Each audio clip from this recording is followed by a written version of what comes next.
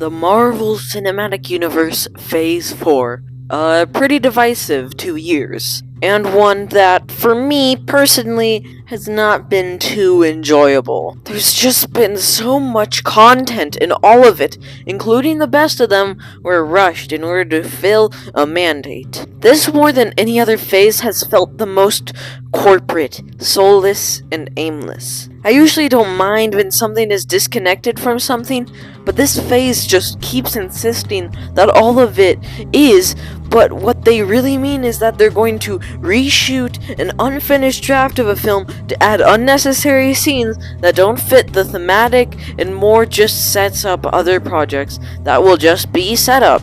Were some other phases a bit like that? Kinda, but even when they did do setup for another movie, it felt natural and like it did service both this project and the next one, while still having films that could stand on their own and be unique from one another. There are still aspects I love about Phase 4, like the directors could definitely be more creative than previously, but that was mostly the exception, due to most of them being stale and still a bit restricted, as well as the writing never really being on the highest level, even if it could be if they all just got more time. And that's what brings us to this video. I wanted to do it for a while, but a part of me felt like it was too fanfiction-y, but oh well. I may as well be doing it because I had a lot of fun writing it. How I'd Fix MCU Phase 4.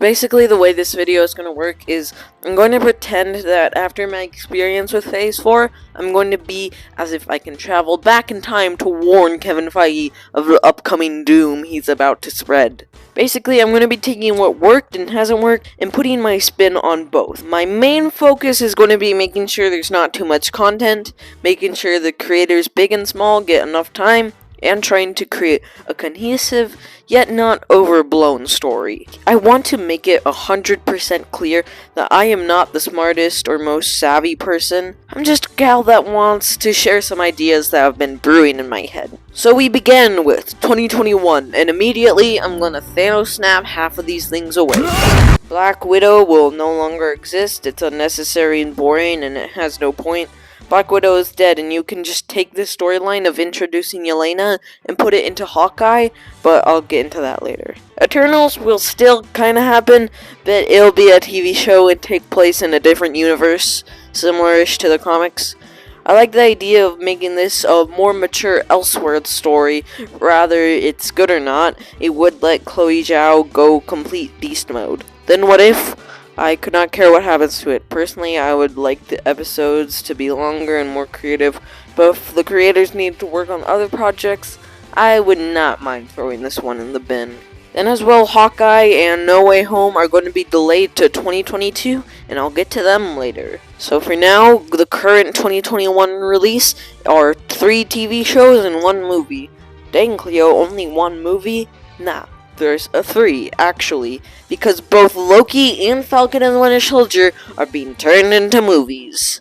But WandaVision is still going to start off the whole year in Phase, probably coming out in spring or so. And if I'm being honest, the most important addition I would add to this show is just make it smaller.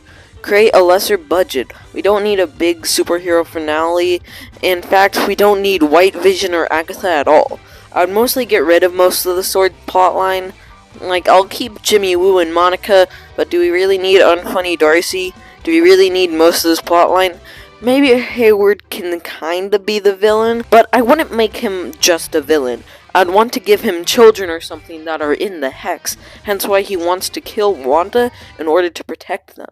But for the most part, the villain will be Wanda's depression, ending with a finale that barely has any action. Just introspection on the characters, where Wanda keeps accidentally restarting the Hex until she can finally accept her pain. In fact, I'd really love it to go even deeper with the sitcom horror elements. I'd love them to bring on someone like Becky Salone and Joe Pelling as producers or writers, so they can add some of the horror comedy that worked so well in the DHMIS show last year. Next, coming in the summer and taking Black Widow's place, will be the Falcon and Winter Soldier movie, being renamed to something like Captain America Living Legend or Captain America Living Legacy. There's nothing I'd really add. I'd just mostly remove the dumb filler from Falcon and the Winter Soldier, such as Zemo, Sharon, the Dora Milaje, all of Episode 3. It might still be a longer film similar to Wakanda Forever, but I feel like you could use the length well and pace it nice enough that it can work and be an emotional story about Sam learning to embrace becoming Captain America despite the racism and overall corruption of America. In fact, I would make America, represented by John Walker, the main villain. At first, it might seem like the Flag Smashers are the villain, but I would make one key difference.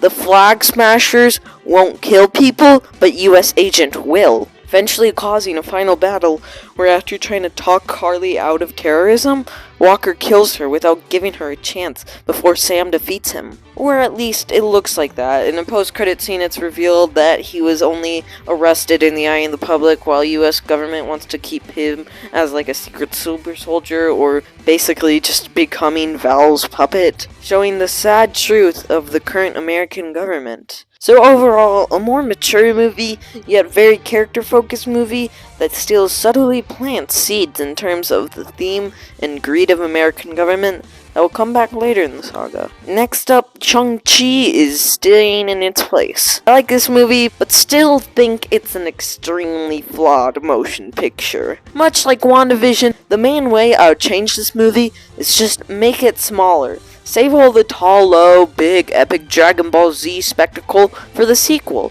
I would want them to take the smaller scale Iron Man 1 approach, where it's just about the main character learning to accept his past and defeat, yet learn to love his father, eventually gaining the 10 rings. The only way I'd tie this in with other projects is I would have a post-credit scene where Wong invites him to join the Avengers, similar to the film we actually got. Also, I'd get rid of the awful jokes. Like, geez, this probably has some of the worst and most forced MCU humor of all the products. In fact, I would probably get rid of most of the MCU-isms and give Destin Daniel Cretton free range to show off his great filmmaking.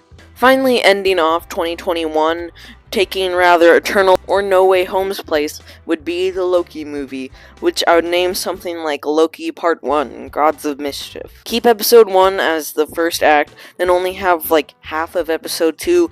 You can take the scene where Renslayer makes Mobius discipline Loki, could be applied to when he tried to escape. Cut some dumb quips between Mobius and Loki, but keep them solving the Apocalypse mystery, leading to the fight where Loki meets Sylvie. Then I would make Sylvie and Loki find out about the Timekeepers are robots right after they meet and right before they get lost, making it so they are forced to work together. I would also get rid of the whole Lamentus thingy and make them trying to get caught by the TVA by having a little fun montage of them messing up human history in the 1980s or something, while growing closer. But one main difference is I wouldn't make them fall in love immediately. I wouldn't make the first and only thing they ever talk about be love. Loki won't realize he's in love with her until she betrays him at the end. While all of this is happening, Mobius can have a side plot where he figures out about the truth of the TVA and gets pruned right as him and Loki reunite. I would make Loki and Sylvie go to the wasteland by Miss Midnight sending them there or something, or some other weird time jargon,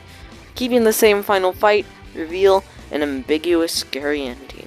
Now time to clear up the 2022 slate. Similar to Eternals, Moon Knight and Werewolf by Night will be a part of a different supernatural universe with characters like Blade, similar to how the Defenders shows worked. Multiverse of Madness and She-Hulk will be delayed to next year, and Love and Thunder is just not going to exist. Maybe after Guardians 3 we can have a Mighty Thor movie, but mostly this awful film does not have to be made.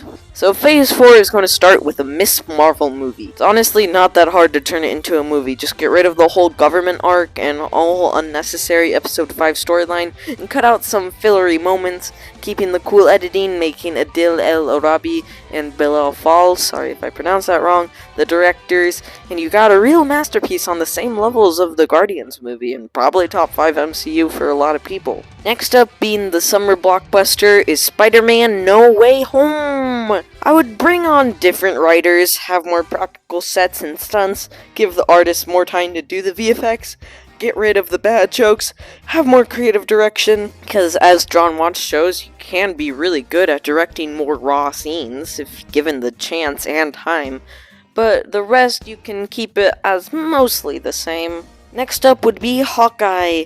I would really try to lean into the Daredevil-isms, maybe bringing on some Daredevil writers, have Kingpin in it way more, introduce Lena through her own subplot, and just tighten up some of the messy writing, but for the most part, I like this show, but there's some things that need to be adjusted in order to turn it to a really great thing.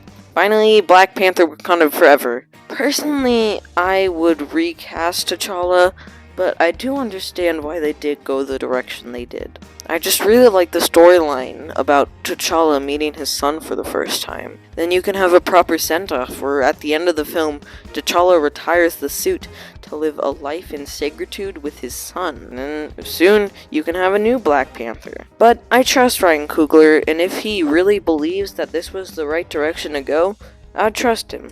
Just please get rid of the white guy scenes. You can have a post-credit scene where Val's like, I'm gonna frickin' take that vibranium, hee, let's get together the Thunderbolts. And we finally reached the current year, 2023.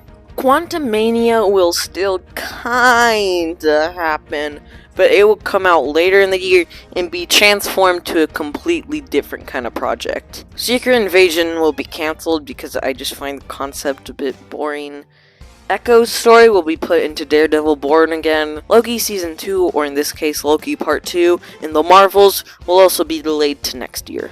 The first project would be Doctor Strange 2, being renamed to Doctor Strange versus the Multiverse of Madness, because I think it sounds cool. It also hints to Doctor Strange fighting Wanda, because it's like Doctor Strange versus Mom. It keeps it mostly the same, but explore cooler dimensions, like a zombie or dinosaur universe. Like when Strange and Chavez accidentally get sent to the Illuminati-verse, Wanda and Wongers could get trapped in the zombie world. I would also love to make Evil Strange a villain working with Wanda. Like, the Strange from the beginning can come back in the monastery battle, saying how taking Chavez's power is the only way, truly proving the theme of Strange learning to not be so stubborn. In fact, just the idea of giving more scenes of Chavez and Strange bonding would be nice. They could naturally start talking about her moms as Strange tries to calm her down, instead of them just randomly finding this dumb memory tech. But with those little changes, I think you made a pretty good MCU movie, a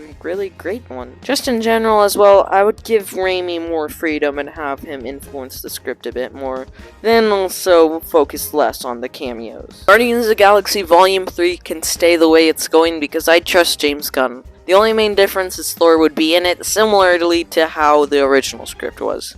But besides that, Daddy Gunn can do whatever he wants. Then we'll get a She-Hulk movie in the summer. Or maybe this can switch places with Multiverse of Madness, whichever one needs more time on the VFX. I love the idea of experimenting with a slice of life film, one that doesn't have an overarching goal besides Jen trying to find her place in the world. I would probably tone back some of the comedy, like why does every single character in the show act so extreme? Like you can spread out the jokes and not make them overstay their welcome because this will be a shorter movie rather than a 9-episode TV show. And maybe at the end the Wrecking Crew or Xyland's 10 Rings can try to get Jen's power before she teams up with Daredevil and Hawkeye just to stop the conspiracy or something. I don't know. At the end, her and Matt can still get together like the actual show, because I think it's really sweet, and I like that ship. In fact, this whole film could be a little fun, disconnected movie, similar to the first Ant-Man. Then finally, I would end off this phase with Avengers Quantumania. Basically, if you need to have a setup movie, make it an Avengers movie. It would be cool for a few characters to meet and get traumatized by the coming threat of Kang. You could still explore this world a bit and see so many different cool set pieces, but like any good Avengers movie, the main focus would be on the characters. Literally, they will be fighting the representation of all the characters' worst fears.